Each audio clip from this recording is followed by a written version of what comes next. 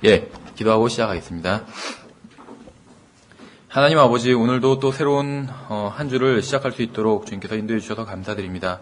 또 오늘 하루 저희들이 또 새로운 아침을 시작합니다. 주님 말씀을 공부하고 또 주님께 경배를 드리고 또 다른 지체들과 교제를 나눌 때 주님께서 저희들이 하는 모든 것으로 인해서 영광을 받으시고 또 기쁨을 얻으시기 원합니다.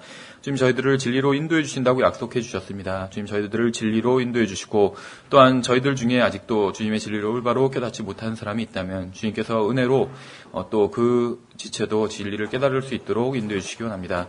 주님, 지금은 시작하는 시간이 오니 마치는 시간까지 주님께서 함께해 주시고 오직 주님께서만 영광 받으시기 원합니다. 우리 주 예수 그리스도 이름으로 기도드렸습니다. 아멘. 오늘은 은혜와 행위라는 그 제목으로 또 구원의 영원한 보장에 대해서 공부해 보도록 하겠습니다. 그래서 7번째 이제 시간이지만 챕터로는 이제 4번째 장이라고 보시면 됩니다. 그래서 은혜와 행위라는 주제를 다음 주까지 살펴보고 이 구원의 영원한 보장은 마치도록 하겠습니다. 사실 이 구원의 영원한 보장을 이해하지 못하는 것은 이제 사실 복음을 정확히 이해하지 못하기 때문에 그런 경우들이 있습니다. 그래서 또 어떤 경우에는 분명히 복음을 믿는데 예수님을 믿고 예수님께서 나를 위해서 해주신 일들을 다 믿는데 또 아직 성경을 잘 모르기 때문에 구원의 확신을 갖지 못한 경우도 있죠. 근데 이제 그런 경우도 있겠지만 대부분 어떤 이제 교파에서 이 구원의 영원한 보장과 관련해서 교리로 가르치는 부분에 있어서는 사실 복음을 제대로 이해하지 못한 부분이 많이 있지 않나 이렇게 생각을 합니다. 성경을 믿는다면 구원의 영원한 보장도 믿어야 됩니다. 왜냐하면 성경에서 분명하고 명백하게 가르치는 교리이기 때문에. 만일 구원이 값없이 주어지는 하나님의 선물이라면 그것을 행위로 얻을 수는 없습니다. 그렇죠. 구원이 값없이 주어지는 하나님의 전적인 선물입니다. 그래서 그것을 행위로 얻을 수는 없습니다. 그래서 구원을 행위로 얻을 수 없는 것이라면 또 구원을 행위로 유지할 수도 없는 것입니다. 그렇죠. 그래서 구원을 믿음으로 받아놓고 행위로 유지할 수는 없습니다. 구원은 하나님의 선물입니다. 행위로는 구원을 받을 수도 없고 유지할 수도 없어요. 그러니까 구원의 영원한 보장 따로, 구원 따로가 아니라는 것이죠. 이 구원의 영원한 보장이라는 것은 구원과 관련이 있는 것이요. 구원의 영원한 보장이 없다면 구원도 없는 것입니다. 그렇죠. 지금 하나님께서 구원해 주셨지만 앞으로 나의 구원을 다시 뺏어갈 수 있다면 그것은 완전히 구원한 것인 것은 아니에요. 그렇죠. 어떤 의미로는. 그래서 구원과 구원의 영원한 보장이 결코 따로 갈 수 없다는 것이죠. 그래서 구원이 하나님의 선물인 것처럼 구원의 영원한 보장도 하나님의 선물이라는 것입니다. 그것을 자기가 알건 모르건 간에 그렇다는 것이죠. 만일 예수 그리스도께서 갈보리 십자가 위에서 죽으심으로 내 죄값을 모두 치러주셨다면 하나님께서는 나를 정죄하시거나 징계하시거나 판단하실 만한 죄를 내가 더 이상 가지고 있지 않다는 것이죠. 그래서 구원의 영원한 보장과 구원이 서로 한 묶음일 수밖에 없는 게 우리가 구원받은 이유는 여러 가지가 있겠지만 가장 기본적인 것은 예수님께서 내 죄값을 모두 다 치러주셨기 때문에 구원을 받을 수 있었던 것이에요. 기본적으로는 그렇죠. 죄가 있다면 구원받을 수가 없는데 예수님께서 내 죄값을 십자가에 달려 죽으심으로써 모두 다 치러주셨습니다. 그래서 내가 구원을 받을 수 있었던 것이에요. 내 죄값이 다 치러졌기 때문에. 근데 구원의 영원한 보장도 거기에 기초하고 있다는 것이죠. 예수님께서 내 죄값을 다 치러주셨기 때문에 죄를 지으면 구원을 잃어버릴 수 있어요. 그렇죠. 그러나 내 죄값은 다 치러졌어요, 이미. 그래서 구원을 잃어버리지 않는다는 것이죠. 그러니까 나의 구원이 예수 그리스도의 그 십자가와 또 부활하심이겠죠. 근데 어쨌든 간에 여기서는 십자가만 얘기한다면 나의 구원이 예수 그리스도의 십자가의 대속에 근거하고 있다면 구원의 영원한 보장도 예수 그리스도의 십자가의 대속에 근거하고 있다는 것이요. 그래서 구원이 하나님의 은혜라면 구원의 영원한 보장도 하나님의 은혜라는 것이죠. 여기서 한 묶음이라는 것입니다. 이것이 따로 갈 수 없어요. 구원해 주셨지만 죄를 지으면 구원을 잃어버린다 하는 것은 그럼 아직 죄값이 치러지지 않은 죄가 있다는 게 돼버린다는 것이죠. 결국엔 예수 그리스도의 십자가 대속을 이해하지 못한 거예요. 그래서 예수님께서 십자가 위에서 해주신 일, 무엇을 해주셨는지 이해한다면 내 구원이 영원히 보장된다는 것을 이해할 수 있다는 것이죠. 예수님께서 십자가 위에서 해주신 일은 단번에 영원히 모든 죄를, 나의 모든 죄, 모든 사람의 모든 죄의 죄값을 치러주신 것이에요. 그래서 죄 때문에 구원을 잃어버릴 일은 없다는 것이죠. 왜냐하면 죄값이 치러졌기 때문에. 그렇죠? 그래서 구원이 하나님의 선물이라면 구원의 영원한 보장도 하나님의 선물입니다. 그렇다면 우리가 하나님을 얼마나 열심히 섬기건 신앙생활을 얼마나 열심히 하건 간에 상관없이 자랑할 것이 전혀 없어요. 구원도 하나님의 은혜로 받았죠. 그리고 또 구원이 영원히 보장되는 것, 이것도 하나님의 은혜예요. 그리고 우리가 예수 그리스도처럼 변화되는 것 나중에, 이것도 하나님의 은혜입니다. 그래서 다른 사람에게 자랑할 것이 아무것도 없다는 것이죠. 우리가 받은 모든 것이 하나님의 은혜라면 우리는 다른 사람보다 자신이 낫다고 생각해서는 안 된다는 것입니다. 우리를 구원해 주신 것도 하나님의 은혜고 우리의 구원을 유지해 주시는 것도 하나님의 은혜라는 것입니다. 이 어떤 의미에선 구원의 영원한 보장을 믿지 않는 사람들, 주로 뭐 은사주의자들이나 이런 사람들이 믿지 않아요. 구원의 영원한 보장을. 왜 그러냐면 일단 그 역사적으로, 그러니까 이제 성경대로 믿는 사람들 빼고 구원의 영원한 보장을 믿지 않는 사람들이 굉장히 더 많이 있었습니다. 일단 로마 카톨릭 같은 경우에 구원의 영원한 보장이 없겠죠. 자기들이 구원 받았는지 안 받았는지도 확신할 수 없기 때문에. 근데 이제 보통 성도들한테 여러분들 다 구원 받았습니다 하면은 신앙생활 열심히 안 할까봐 교회 잘 안 나오고. 근데 또 구원받지 못했다 그러면 이왕 구원받지 못할 거 성자들이나 구원받고 우리 같은 평신도들은 구원받지 못한다 하면 또 신앙생활 열심히 안 하겠죠. 그래서 이제 연옥을 만든 거예요. 구원 받았다고 하기도 좀 그렇고 구원 받지 못한다고 하기도 그렇고, 그러니까 연옥을 만든 것이죠. 그래서 연옥 가서 열심히 신앙생활하고 공덕을 쌓으면 연옥 가서 언젠가 하늘나라로 갈 수 있다, 이렇게 희망을 주기 위해서. 그렇죠. 그런데 이제 그 일반적으로 물론 개신교가 다 같은 건 아니지만 이제 뭐 장로교라든지 개신교의 가장 대표적인 교단이라고 볼 수 있잖아요. 장로교에선 구원의 영원한 보장을 믿는다 그래요, 일반적으로는. 물론 근데 그것이 이제 성경적인 근거에 의해서 믿는 것은 아닙니다. 어쨌든지 간에 구원의 영원한 보장을 믿는다고 그러죠. 근데 이제 장로교 말고 감리교나 성결교 같은 곳은 구원의 영원한 보장을 믿지 않아요. 근데 이제 성결교도 뭐 크게는 감리교에서 나왔다고 볼 수가 있어요. 어쨌든지 간에 감리교, 성결교, 또 이제 은사주의 교회들 많이 있잖아요. 은사주의 교회도 이 기본적으로는 감리교에서 나왔다고 보시면 됩니다. 은사주의 교회가. 그러니까 감리교는 영국 성공회에서 나왔고, 성공회는 카톨릭에서 나왔죠. 카톨릭에서 성공회가 나왔고, 성공회에서 감리교가 나왔다고 보면 되고, 감리교에서 성결교가 나왔다고 보면 되고, 또 감리교에서 은사주의자들이 나왔다고 보시면 돼요. 근데 벌써 제가 언급한 사람들이 우리나라 그 교단의 또 다수를 차지하는 사람들이죠. 이 사람들은 구원의 영원한 보장을 믿지 않아요. 그러니까 구원의 영원한 보장을 믿지 않으면 굉장히 불안한 가운데, 두려움 가운데 신앙생활을 하게 된다는 것이죠. 그래서 자기들이 혹시 자신들의 구원을 잃어버리지는 않을까 두려워하면서 신앙생활을 하든지, 아니면 이제 구원의 영원한 보장을 믿는 사람들은 또 반대로 굉장히 자랑스러워요. 자기들이 마치 어떤 택함 받은 사람들이고, 그렇죠. 장로교에서도 어떤 택함 받음에 대해서 오해하고 있기 때문에 어떤 자기들이 택함 받은 사람들이고 구원을 잃어버리지 않는다는 것을 굉장히 마치 자기들이 잘나서 구원을 잃어버리지는 않는 것처럼 자랑스러워 한다는 것이죠. 근데 우리가 기억해야 될 두 가지 사실이 있습니다. 첫째는 무엇이냐면 우리는 자주 죄를 짓는다는 사실입니다. 구원 받았건 구원 받지 않았건 죄를 자주 져요. 그래서 사실은 구원의 영원한 보장이 성경에서 분명히 말씀하시는 교리임에도 불구하고 자꾸 그것이 흔들리는 이유가 있습니다. 그러니까 성경을 분명히 알면 흔들리지는 않아요, 일단. 그런데 이제 성경을 잘 모르면 흔들리는 경우가 있어요. 근데 왜 흔들리냐면 죄 때문에 흔들려요. 내가 죄를 짓지 않고 예를 들면 신앙생활을 잘하고 있어요. 성경도 하루에 막 10장씩 읽고 매일 나가서 복음도 전하고 교회에서 뭐 찬양대도 하고 새벽기도 나가고 11조도 잘 내고 누가 봐도 신앙생활 잘해요. 그러면 구원의 영원한 자기는 구원을 꼭 받을 거라고 생각해요. 자기의 구원은 계속 유지될 거라고 생각하고. 근데 그것도 오해하는 거라고 말씀드렸죠.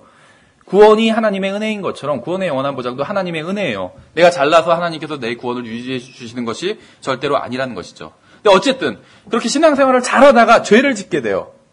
그럼 혹시나 내가 구원을 잃어버리지 않을지 의심하게 된다는 것이죠. 그래서 주로 이제 자기의 구원을 의심하는 이유가 죄 때문에 의심하는 경우가 많습니다. 그렇죠. 근데 분명한 사실은 우리는 너무나도 자주 죄를 짓는다는 것입니다. 그래서 사실은 죄 때문에 구원을 잃어버리게 된다면 모든 사람이 다 구원을 잃어버리게 됩니다, 결과적으로. 모든 사람들이 다 죄를 짓기 때문에. 그 둘째는 예수 그리스도를 믿는 사람에게는 죄가 전가되지 않는다는 것이요. 예. 여기에 대해서 이제 좀 더 자세히 살펴보도록 하겠습니다. 구원받은 사람과 구원받지 못한 사람의 차이는 죄를 짓는가 그렇지 않은가에 있지 않아요. 구원받은 사람이 또 죄를 짓고 구원받지 않은 사람들도 죄를 짓고 그렇죠. 구원받은 사람의 죄는 그 사람이 책임지는 게 아니라 예수 그리스도께서 책임지게 됩니다. 이것이 차이예요. 그렇죠. 그러니까 죄를 짓는가 죄를 짓지 않는가 이 차이가 아니라 구원받은 사람도 죄를 짓고 구원받지 않은 사람도 죄를 짓는데 구원받은 사람의 죄는 예수 그리스도께서 책임지신다는 것이죠. 죄 문제 자체를. 그런데 구원받지 않은 사람들은 본인 자신이 그 자신의 죄 문제를 책임져야 돼요. 그렇죠. 예전에도 설명드린 것처럼 예수 그리스도께서 우리의 어떤 대리자로서 대리 행위를 해주신 거예요. 그래서 그걸 받아들이는 사람한텐 그 행위에 효과가 가는 거고 미치는 거고 그냥 죄 문제가 해결된 것이죠. 받아들이지 않는 사람은 당연히 받아들이지 않았으니까 자기들이 죄 문제를 해결해야 돼요. 그래서 어떤 사람은 이런 얘기를 하면 억울하다 너무. 그렇죠. 기독교인들 하나도 잘난 것도 없어 보이고 더 나쁜 사람 많은 것 같은데 예수님 믿는다는 거 하나만으로 모든 죄 문제를 해결받았다고 그러고 자기들 중에선 선한 사람도 많고 그런데 죄를 좀 저었다고 해서 예수님 안 믿는다는 이유로 그건 자기들이 그 죄에 대해서 책임지고 지옥에 가야 되고 이렇게 불공평한 게 어딨냐고 하는데 하나님께서 누구에게나 다 믿을 기회를 주셨잖아요. 그렇죠. 누구나 믿으면 돼요. 그게 불공평하면. 오히려 가장 공평한 것이라고 말씀드렸죠. 예수님을 믿어야지 구원해 주신다는 게 불공평한 게 아니라 오히려 가장 공평한 거예요. 왜냐하면 누구나 다 믿을 수 있기 때문에. 누구나 다. 어린아이도 믿을 수 있고 똑똑한 사람도 믿을 수 있고 멍청한 사람도 믿을 수 있어요. 그렇죠? 그래서 가장 공평한 거예요. 근데 어떤 선행을 해야 되지 구원받는다고 하면 그게 불공평한 거예요. 태어날 때부터 심한 장애가 있어. 그래서 선행을 하고 싶어도 남을 도울 수도 없어. 그럼 그런 사람 구원받지 못하는 거잖아요. 그러니까 오히려 예수님을 믿어야지 구원해 주신다는 게 가장 공평한 거고 선행을 해야지 구원받는다는 건 공평하지 않고 오히려 그게 잔인한 거예요. 선행을 할 수도 없을 만큼 연약한 사람들은 그건 구원 못 받게 되니까. 복음이 굉장히 공평한 거예요. 어쨌든 간에 그런데 이제 예수님께서 구원받은 사람의 죄 문제를 모두 해결해 주셨기 때문에 우리가 어떤 죄를 져도 그 죄가 우리한테 전가가 되지 않아요. 영향을 미치지 않아요. 그래서 이런 얘기를 하면 마치 구원받은 사람은 마음대로 살아도 되는 것처럼 오해할 수 있으니까 그런 걸 얘기하는 걸 주의해야 된다. 이렇게 얘기하는 사람들이 있습니다. 그렇죠. 그런데 생각해 보세요. 제가 방금 한 얘기 무엇인지 아시겠어요? 구원받은 사람은 어떤 죄를 지어도 구원을 잃어버리지 않아요. 왜냐하면 모든 죄에 대한 죄값을 예수 그리스도께서 치러주셨기 때문에. 그렇죠. 그러니까 이렇게 가르치면 맞게 가르친 거예요. 근데 이렇게 가르치면 어떤 사람들은 비판을 해요. 구원을 잃어버린다고 주장하는 사람들이 비판을 해요. 뭐라고 비판하면 당신들은 그렇게 가르치면 결국 그리스도인들이 마음대로 막 살 거 아니냐. 왜냐하면 죄를 지어도 구원 안 잃어버리니까 마음대로 막 살라고 가르치는 거 아니냐. 이렇게 주장을 합니다. 일리가 있죠?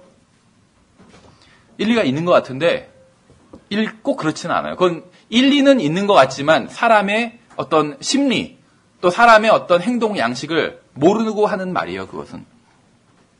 구원받은 사람이든 구원받지 않은 사람이든 다 죄를 진다고 말씀을 드렸죠. 구원받은 사람이든 구원받지 않은 사람이든 마음대로 살아요. 다. 생각해보세요.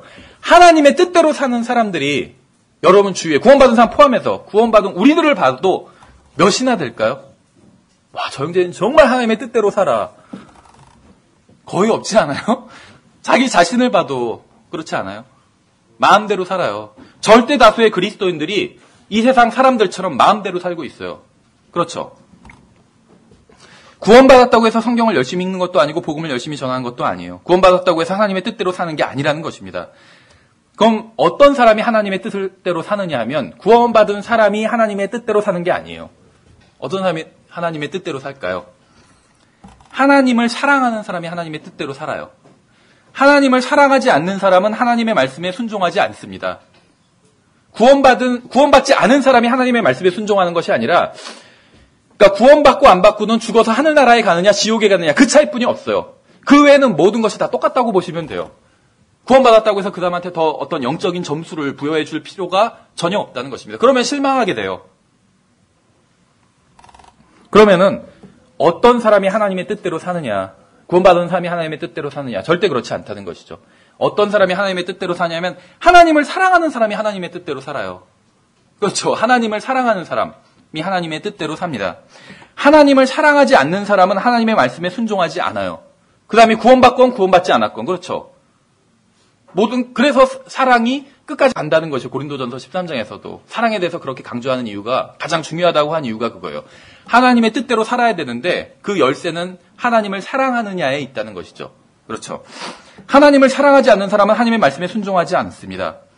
근데 그런 사람들한테 하나를 협박해서 어떤 하나님의 뜻대로 살면 보상을 해주신다 라고 제안하는 것으로는 누구도 변화시킬 수 없다는 것이에요.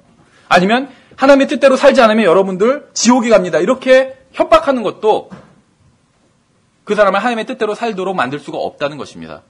하나님의 뜻대로 계속 그렇게 살지 않고 담배 피고 술 마시고 교회도 빠지고 그러면 하나님께서 치셔서 병원 침대에 누워있게 될 것입니다, 이렇게 협박하는 것이 효과가 없다는 것이에요. 그런 협박이 사람의 행동을 근본적으로 그 행동과 그 마음까지 바꿀 수는 없다는 것이에요. 그렇죠. 북한 같은 경우에도 주민들을 협박하잖아요. 그렇죠. 그러니까 막 누가 자기네 지도자가 죽으면 어떤 광적인 반응을 보이잖아요. 근데 아무리 지도자가 훌륭하다고 해도 그런 반응을 보이진 않아요. 일반적으로. 그렇죠. 엄청난 반응을 보여요. 광적인. 근데 왜 그러냐면 어떤 그 보위부, 우리식으로 하면 경찰들이 와서 다 체크를 한대요. 주민들을. 우나 안 우나 보는 거예요. 진짜로. 저 같아도 울 것 같아요, 그러면. 그렇게 체크하면 어떻게 안 울 수가 있겠어요. 당장 큰 불이익을 당하게 되는데. 당연히 울겠죠. 사람들이 협박해서 강제로 김정일을 사랑하게 만드는 거예요. 근데 어떤 기사를 보니까 김정일이 살아있을 때 그런 얘기를 하더라고요. 북한 주민들이 자기를 진심으로 존경하는 건 고사하고 좋아하지 않는다고 그러더라고요. 아는 거예요, 자기를 좋아하지 않는다는 걸. 그렇죠.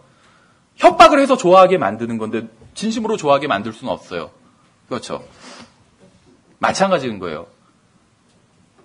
모르겠어요. 저는 목사는 아니니까 목회가 뭔지는 모르지만 제가 생각할 땐 그래요. 목회가 뭐냐고 묻는다면 성도들이 하나님을 사랑하도록 인도해 주는 것. 거기에 모든 답이 있어요. 아무리 성경을 많이 한다 해도 성도들이 성경을 잘 가르쳐서 결국 하나님을 사랑하지 않아, 예수님을 사랑하지 않아, 자기를 더 사랑해. 그럼 소용이 없어요. 그렇죠. 아무런 소용이 없어요. 지식만 많다고 해서 다 되는 게 아니니까. 근데 성도들이 하나님을 사랑하면 모든 것이 다 된 거예요. 그 교회는 한마디로 성공한 교회예요. 그렇죠. 그래서 사람들을 협박하는 것으론 그 사람들이 하나님을 사랑하게 만들 수가 없다는 거예요. 불가능해요. 그것은. 그렇죠. 누가 날 협박한다고 그래서 내가 그 사람을 사랑하게 되지 않잖아요. 그렇죠.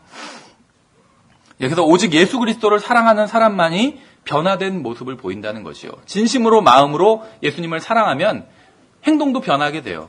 거기에 열쇠가 있다는 것입니다. 예수님께서도 너희가 나를 사랑하면 내 명들을 지키라 이렇게 말씀하고 있잖아요. 그렇죠. 너희가 킹제임스 성경을 믿으면 내 명령들을 지키라 이렇게 말씀하신 적 없어요. 너희가 세대적 진리를 알면 내 명령들을 지키라 이렇게 말씀하신 적도 없어요. 너희가 교리를 알면 내 명령들을 지키라 이렇게 말씀하신 적이 없어요. 킹제임스 성경, 세대적 진리, 교리 다 중요해요. 근데 그걸 알면 주님의 명령을 지킨다고 말씀하시지 않았어요. 어떤 사람이 주님의 명령을 지키냐면 너희가 나를 사랑하면. 여기에 답이 있는 거예요. 그렇죠. 어떠한 대가가 없거나 징계가 없어도 하나님을 사랑하면 하나님의 말씀대로 행하게 됩니다. 아무런 보상이 없어. 아무런 징계도 없어. 그래도 하나님을 사랑하면 하나님의 말씀대로 살아요. 거기에 답이 있다는 것이죠. 예수님을 사랑하지 않는 사람들을 협박해서 억지로 주님을 섬기게 하는 것은 결국 육신적인 결과만 만들어내게 됩니다. 위선만 만들어내게 돼요. 예수님을 사랑해야지 예수님을 섬길 수 있습니다.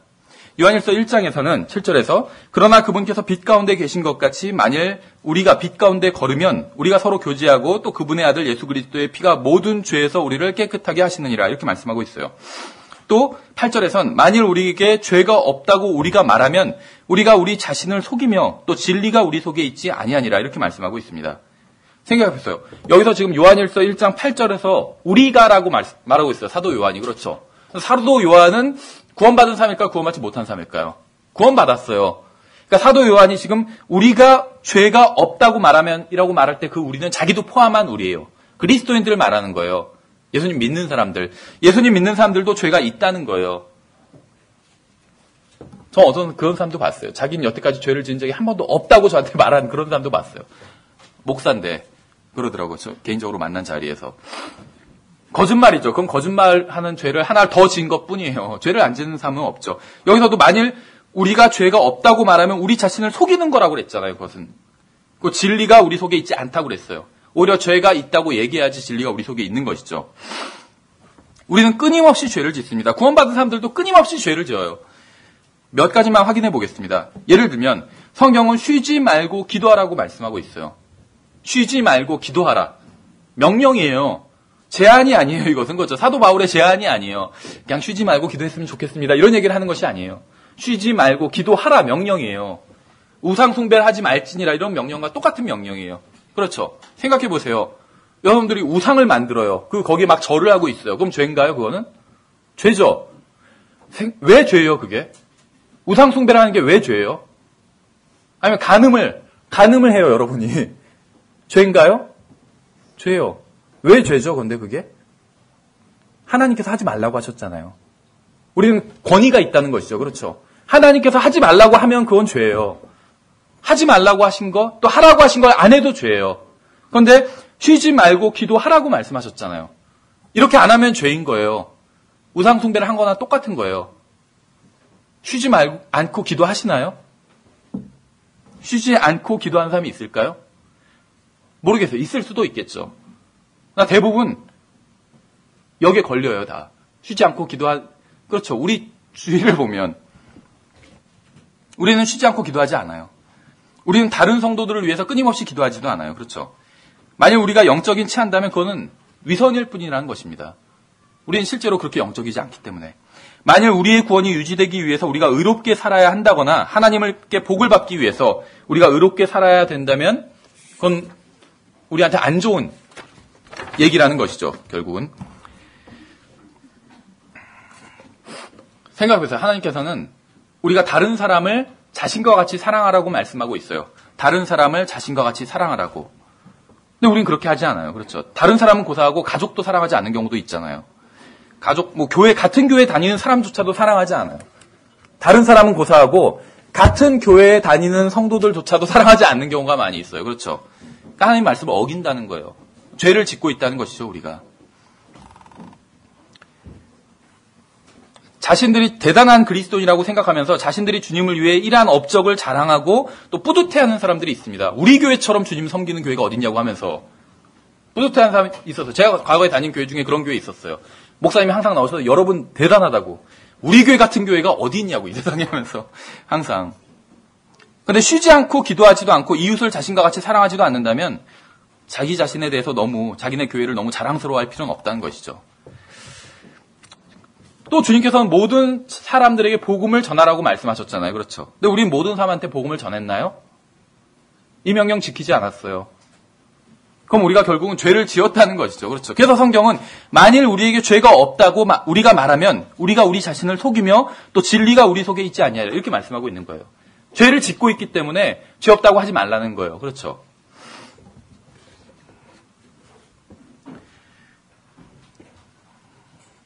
생각해보세요. 하나님께서 하지 말라고 하신 것들을 우리가 하지 않고 있다고 해서 우리가 잘난 것은 아니라는 것이죠. 술을 마시지 않죠. 담배도 피우지 않아요. 이상한 영화도 보지 않아요. 예를 들면. 그래서 자기가 훌륭한 그리스도인이라고 생각하는 사람들이 있어요. 자기는 술도 안 마시고 담배도 안 피고 그렇죠. 이상한 옷을 입지도 않고 이상한 영화를 보지도 않고 그렇기 때문에 자기가 영적이다 이렇게 생각한다는 것이죠. 그런데 생각해보세요. 마귀도 그런 거 하지 않아요. 마귀가 술 마시는 거 보신 적 있어요? 성경에서? 그렇죠. 마귀가 담배 피는 거 보신 적 있어요? 그런 거 없죠. 마귀가 그럼 이상한 더러운 영화 보는 거 보신 적 있어요? 그런 거 없어요. 그렇죠. 근데 마귀는 엄청난 죄를 졌잖아요. 술 안 마시고 담배 안 피고 뭐를 안 하고 사람들이 타락해서 하는 짓들 무슨 나이트클럽 안 가고 마귀도 안 가요. 그런데 안 가도 나름대로 잘 타락해서 있거든요. 마귀도 그런 데는 안 가요. 관심 없어요. 마귀도. 그렇죠. 마귀는 그런 죄를 짓지는 않았지만 타락한 존재라는 것이죠. 하나님 앞에서. 무슨 마귀도 락앤롤 같은 거 듣지 않아요. 술집에 가지 않고. 그럼 마귀가 왜 죄를 짓게 됐냐면 바로 그 죄를 짓게 된 이유는 교만 때문이라는 것이에요. 교만. 그리스도인들도 술 안 마시고 나이트클럽 안 가고 담배 안 펴도 교만하면 마귀가 지은 죄랑 똑같은 죄를 지은 거예요. 근데 하나님께서는 그 죄 때문에 마귀를 하늘에서 쫓아버리셨어요. 그 죄 때문에, 교만이라는 죄 때문에. 술 마셔서 쫓아내신 게 아니에요, 마귀를. 교만이라는 죄 때문에 쫓아내셨다는 것이죠. 섬김에 대해서도 한번 생각해 볼게요. 우리가 주님을 섬기는 사람도 있지만 또 자기가 하고 싶은 일만 하는 사람도 있습니다. 그렇죠. 자신이 원하지 않는 일이나 좋아하지 않는 일은 하지 않아요. 성경은 구원받은 사람들이 죄를 지으면 지옥에 간다고 말씀하시지 않습니다. 성경은 구원받은 사람들이 죄를 짓고도 자기에게 죄가 없다고 말하면 그것은 자기를 속이는 것이고 진리가 그 속에 있지 않다고 말씀하고 있어요. 만약에 사람이 성경을 썼으면 그렇게 썼을 거예요. 그렇죠? 구원받은 사람도 죄를 지으면 지옥에 가느니라 이렇게 썼을 텐데 그러지 않고 구원받은 사람이 죄를 지었는데도 불구하고 자기에게 죄가 없다고 말하면 자신을 속이는 자고 진리가 그 안에 있지 않다 이렇게 말씀하고 있을 뿐이라는 것이죠. 정확히 말씀하고 있는 것이죠. 그러니까 다시 말하면 뭐냐면 구원받았던 구원받지 않았던 간에 모든 사람들이 다 죄를 짓는다는 것입니다. 그래서 죄를 지으면 구원을 잃어버리게 된다면 모든 사람들이 다 구원을 잃어버리게 된다는 것이죠. 누구도 행위로 구원받을 만큼 선하지 않습니다. 구원받은 사람도 마찬가지예요. 또 누구도 자기의 구원을 유지할 만큼 선하지도 않아요. 그렇죠. 자기의 구원을 유지할 만큼 선한 사람이었다면 구원을 행위로 구원받을 수도 있었을 거예요. 근데 행위로 구원받지도 못하고 행위로 구원을 유지하지도 못해요. 그만큼 선하지 않다는 것이죠. 누구도 하나님께로부터 복을 받을 만큼 선하지도 않습니다. 오직 하나님의 은혜로만 하나님 복이든 구원이든 구원의 어떤 영원한 보장이든 다 하나님의 은혜로만 받을 수 있다는 것입니다.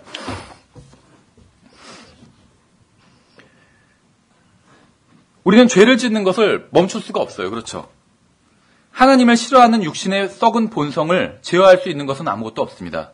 그렇죠? 매일 매순간 우리의 육신은 여전히 육신임을 드러내고 있다는 것이죠. 어떤 사람들은 자기가 굉장히 의롭고 훌륭한 그리스도인이라고 생각하는 사람도 봤어요. 그 자기네 교회가 굉장히 훌륭하다. 다른 교회들과 다르다. 훌륭한 교회다. 의로운 교회다. 이렇게 얘기하는 사람들이 있다는 것이죠. 근데 그 사람들이 그렇게 얘기하는 근거가 무엇이냐면 자기들이 중요하다고 생각하는 몇 구절을 잘 지키고 있기 때문에 그런 자부심을 갖고 있는 거예요. 자기들이 봤을 때 이런 구절들이 중요해요. 어떤 세상과 성별되고 뭐하고 이런 것들이 중요한데 그런 걸 잘 지키고 있다는 거예요. 그래서 자기들이 의롭다고 생각해요. 그런데 성경에 기록된 모든 말씀을 온전하게 지키는 사람은 본 적이 없어요, 저는. 사실 성경 전체를 다 지킬 수 있는 사람은 존재하지 않아요. 그렇죠? 예수 그리스도밖에 없겠죠. 근데 야고보서 2장에서 10절에서 이런 말씀이 있어요. 누구든지 온 율법을 지키다가 한 조목이라도 어기면 모든 것에서 유죄가 되나니 이렇게 말씀하고 있죠. 그러니까 하나라도 어기면 하나님의 말씀을 그럼 어쨌든 간에 그 사람은 하나님의 말씀을 어긴 사람이란 것이에요. 그렇죠? 아무리 많은 것을 지켜도 하나라도 어기면 어긴 사람이에요. 그 말을 하고 있는 것이에요. 그렇죠? 어떤 사람들은 자기들이 복음을 전한다는 이유만으로 하나님 앞에서 대단히 의로운 사람이라고 생각합니다. 그래서 자부심이 대단해요.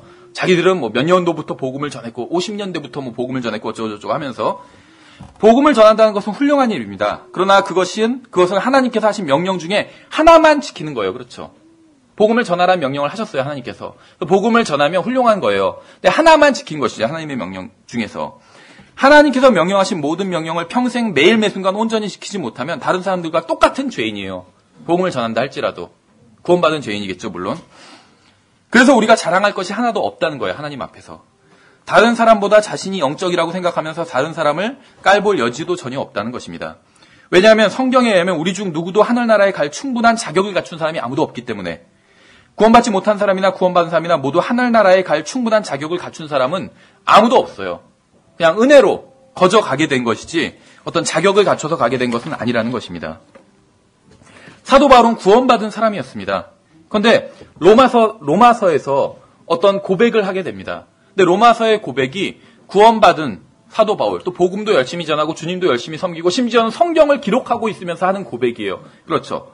잘 아시는 것이에요. 7장 18절에서 이는 내가 원하는 것은 내가 행하지 아니하고 도리어 내가 원치 아니하는 악을 곧 그것을 내가 행하기 때문이라.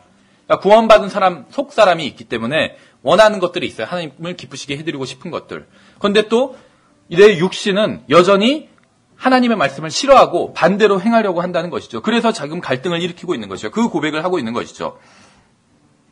사도 바울은 무엇을 깨달았냐면 자기 자신이 얼마나 형편없는 사람인지를 깨달았습니다.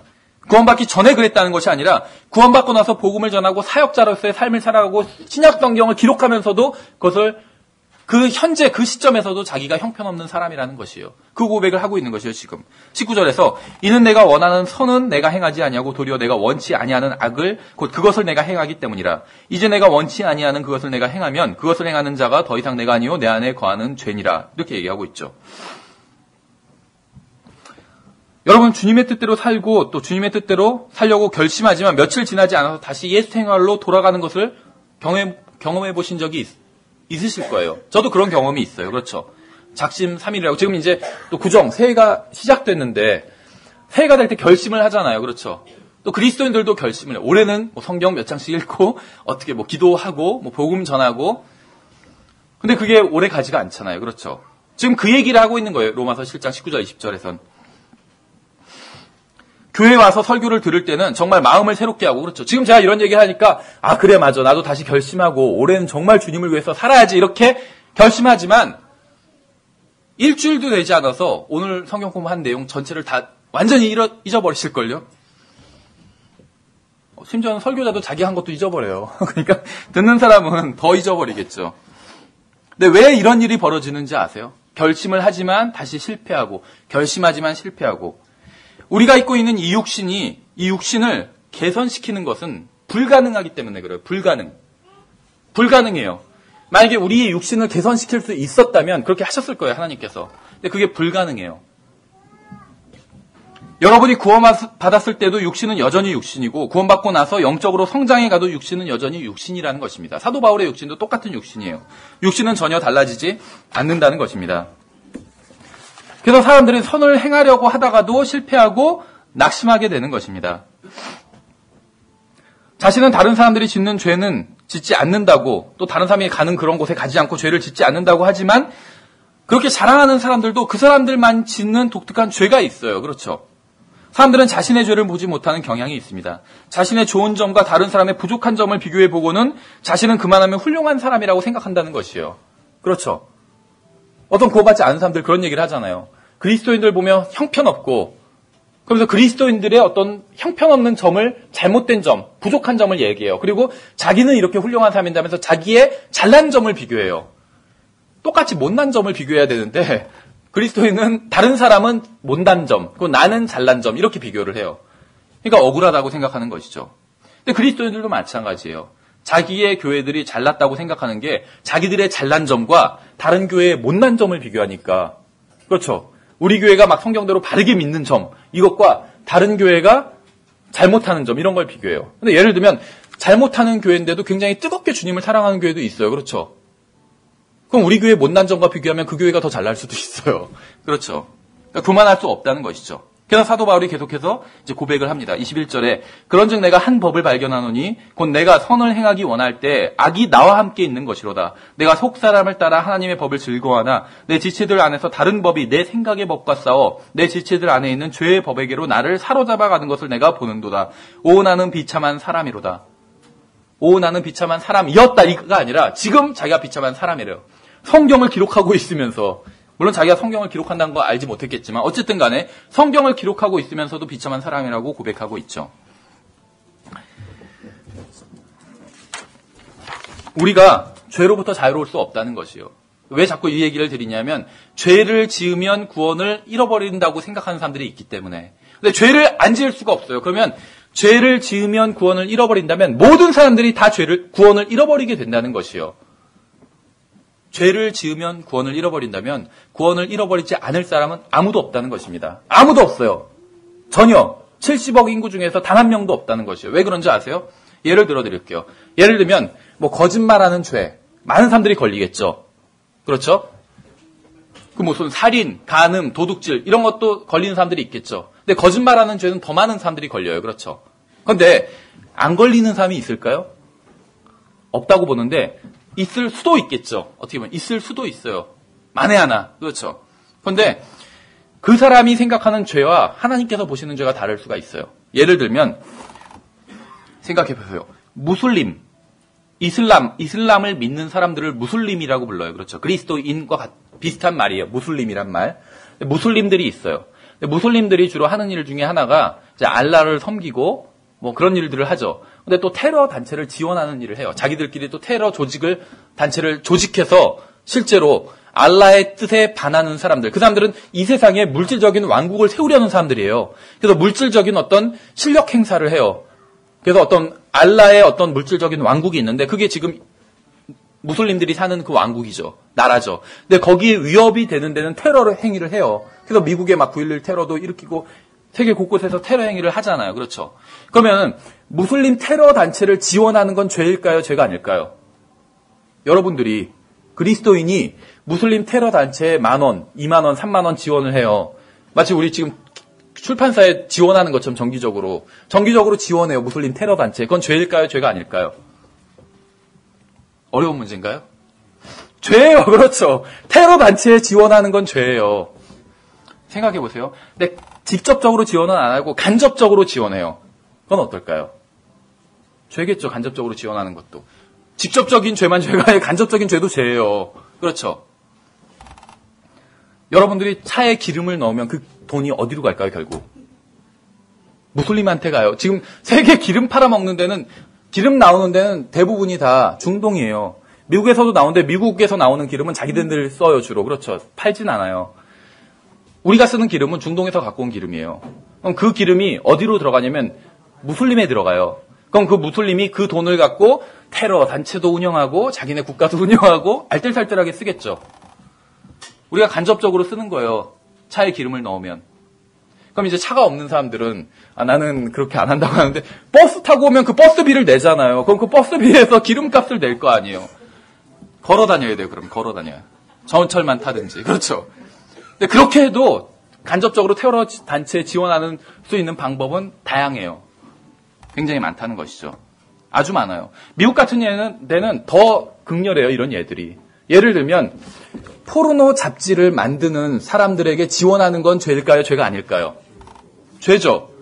그런데 예를 들면 루퍼트 머독이라는 사람이 포르노 잡지를 미국에서 가장 많이 만드는 사람 중에 한 명이래요. 전 잘 모르는데 하여튼 그러더라고요. 루퍼트 머독이라는 사람이. 근데 이상하다. 루퍼트 머독 많이 듣던 이름인데 이렇게 생각하시는 분들이 있을 거예요. 루퍼트 머독이 포르노 잡지만 찍는 일을 하지 않아요. 그 사람의 자회사 중에서는 NIV도 찍어요. NIV도 그 사람의 회사 중에선 포르노 잡지를 찍는 회사도 있고 NIV를 찍는 회사도 있어요. 희한하죠. 근데 그 사람의 회사 중에선 폭스뉴스도 있어요. 폭스뉴스. 우리나라 같으면 SBS 같은 거예요. 다 그걸 봐요. 그럼 거기에 동조하는 거예요. 그렇죠, 결국은. 거기서 하는 광고를 또 보니까. 그럼 거기에 돈을 지원하는 거와 마찬가지예요. 뉴스를 봐도 죄가 될 수 있다는 거예요, 미국에선. 그런 식으로 따지면. 그러니까 그러면 안 된다. 지금 뉴스를 봐도 안 된다. 차를 타도 안 된다. 이런 얘기를 하는 게 아니에요. 죄로부터 자유로울 수 있는 사람이 아무도 없다는 얘기를 하는 거예요. 하나님 앞에서. 절대적인 하나님의 어떤 선, 그 관점에서 보면 죄로부터 자유로울 수 있는 사람이 아무도 없어요. 그래서 죄를 지으면 구원을 잃어버린다. 그 말씀하신 게 아니라 죄를 졌는데도 나는 죄를 짓지 않고 나는 의롭다. 전혀 죄와 관련이 없다. 이렇게 얘기하면 그 사람은 자기를 속이는 사람이고 진리가 그 사람 안에 있지 않다고 그 말씀을 하신 거예요. 그래서 죄를 지으면 나는 죄가 없다 이렇게 얘기하는 것이 아니라 죄가 있으니까 나를 용서해 달라고 하나님께 그렇게 나가야 돼요. 그래서 하나님께서 용서해 주실 수 있다는 것이죠. 그러니까 죄로부터 자유로울 수 있는 사람은 아무도 없어요. 이런 예는 너무나 많아요. 예를 들면 세금을 내는 것은 죄일까요? 죄가 아닐까요? 세금을 내는 것. 죄가 아니에요. 그렇죠. 세금 내야 돼요. 안 내면 죄예요. 이 세상 법으로도 죄고 하나님 앞에서도 죄예요. 그건 세금을 안 내면. 그런데 이건 어떠세요? 진화론을 가르치는 사람들을 지원해요. 하나님은 존재하지 않고 우리가 우연히 생겨났고 이렇게 가르치는 사람들이 있어요. 그렇죠. 근데 그 사람들한테 돈을 줘요. 그럼 죄가 될까요? 죄가 아닐까요? 그건 죄겠죠. 하나님의 말씀에 반대되는 걸 가르치고 있는 사람한테 내가 돈을 줘요. 그럼 죄예요. 근데 우리 세금이 생각해보세요. 우리 세금으로 교사들 월급을 주죠. 근데 교사들이 하나님의 말씀을 다 가르칠까요? 아니죠. 하나님의 말씀과 반대되는 거, 진화론 가르치는 사람들도 있어요. 교사들 중에서. 근데 우리가 그걸 세금을 지원해줘요. 죄로부터 자유로울 수 없다는 거예요. 내가 죄가 없다고 말하면 그건 거짓말쟁이라는 거예요. 그래서. 그렇죠. 그 대신 죄를 지어도 구원을 잃어버리지는 않는다는 거예요. 왜냐하면 죄로부터 자유로울 수 있는 사람이 아무도 없기 때문에. 그래서 우리가 지난 시간에 공부한 것도 그거잖아요. 가장 큰 죄가 무엇이냐면 우리는 살인, 강간. 생각하는 아니에요. 하나님께서는. 하나님을 사랑하지 않는 것. 그것이 가장 큰 죄예요. 두 번째 큰 죄. 그건 살인이겠다. 그거 아니에요. 두 번째 큰 죄는 이웃을 사랑하지 않는 것이요. 이거보다 더 큰 명령이 없다고 했었죠. 예수님께서 하신 말씀이에요. 그렇죠. 누구도 죄로부터 자유로울 수 없어요. 그런 큰 죄를 져도 구원을 잃어버리지 않고 하나님을 우리가 온전히 사랑하지 않잖아요. 그렇죠? 하나님을 온전히 사랑하는 사람 몇 명이나 있겠어요. 그런데 우리 구원을 뺏어가지 않으세요. 그렇죠? 누구도 구원을 잃어버릴 수 있다고 믿는 사람들도 하나님을 사랑하지 않으면 구원을 잃어버린다. 이렇게 가르치는 사람은 한 명도 못 봤어요. 자기가 그렇지 않기 때문에 그렇게 못 가르치는 거예요. 그러니까 큰 죄도를 져도 구원을 잃어버리지 않아요. 근데 작은 죄도 이런 모든 죄로부터 우리가 자유로울 수는 없어요. 그래서 죄를 져도 구원을 뺏어가시지는 않는 거예요. 불가능하기 때문에. 그렇죠. 나중에 우리가 예수 그리스도의 몸처럼 변화되고 그러면 이제 더 이상 죄로부터 자유롭게 되겠죠. 완전 왜냐하면 이 육신의 죄의 몸을 벗어버리기 때문에. 근데 그러기 전까지는 자유로울 수 없다는 것이죠. 예, 그래서 하나님께서는 이제 죄를 지어도 구원을 뺏어가시지는 않는다는 약속을 해주셨다는 것입니다.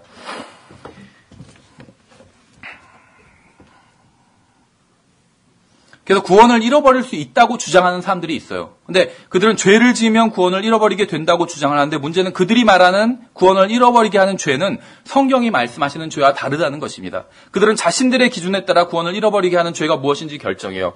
술 마시고 담배 피고 나이트클럽 가고 교회 안 나오고 11조 안 내고 그러면 구원을 잃어버린다. 지속적으로 그러면 이렇게 생각하지만 성경에선 그것보다도 훨씬 더 큰 죄가 있다고 방금 말씀드린 것처럼 하나님을 사랑하지 않는 죄, 이웃을 사랑하지 않는 죄, 이것이 죄의 넘버1, 넘버2예요. 거기에 비하면 살인하고 간음하고 술 마시고 담배 피고 교회 안 나고 11조 떼먹고 이런 건 아주 작은 죄예요. 그렇죠. 그래서 하나님께서 큰 죄도 용서해 주신 것처럼 작은 죄도 우리의 구원과는 상관이 없다는 거예요. 구원받은 사람, 우리의 죄 문제를 모두 다 예수 그리스도께서 해결해 주셨기 때문에. 그렇죠. 예, 다음 시간에 이어서 계속 이 은혜와 행위에 대해서 살펴보도록 하고 다음 시간에 이제 이 주제, 구원의 영원한 보장이라는 주제를 마치도록 하겠습니다. 예, 수고하셨습니다.